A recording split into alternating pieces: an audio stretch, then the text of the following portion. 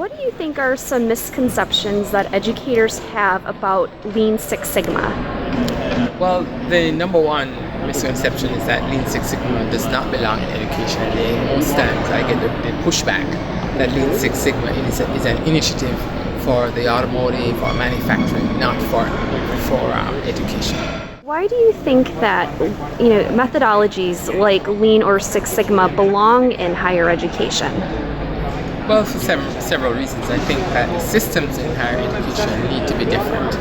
I think they need to have a philosophy that is based on a breakthrough methodology. Because if your systems are failing, you can't just continuously improve them. You really have to make a drastic change. And Lean Six Sigma does that. And it does that project by project. And the discipline that it brings to higher ed is what's significant. It helps them to think differently. It helps them to take the performance of their processes and their systems to a different level. And that's what is going to make the change and what's going to make the difference for them. So I think, to many people, getting started with something like Six Sigma is a little bit scary. Mm-hmm. I guess, what would you recommend how people should start who are maybe new to those concepts?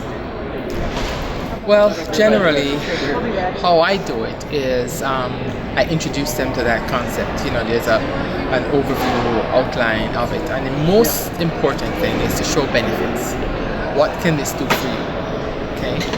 And what I also do is instead of doing a generic program, I link it to a project.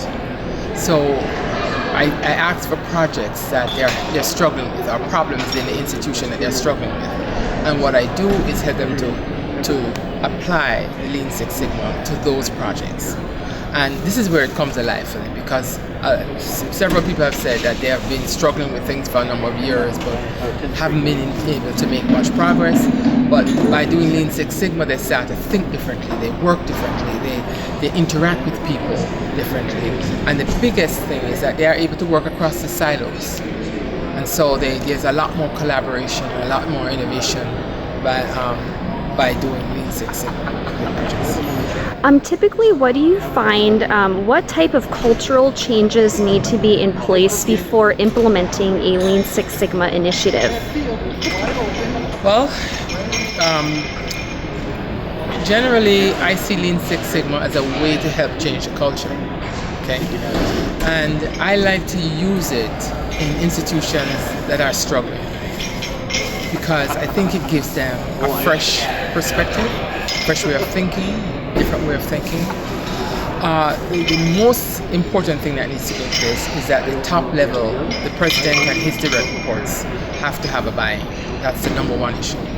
If that is the case, I think once the project continues, once the program continues, then they will get more absorbed in it and support it more. But they have to initially buy into it. That's the number one issue. Yeah. Okay. Anything else that you can think of that you'd like to emphasize? In terms of Lean Six, I think the importance of it for higher ed is the measurement system, putting in places leading indicators that help them to understand how they can control their performance. And I think that's what when the lights come on for them, when they recognize that they are in control of the final result.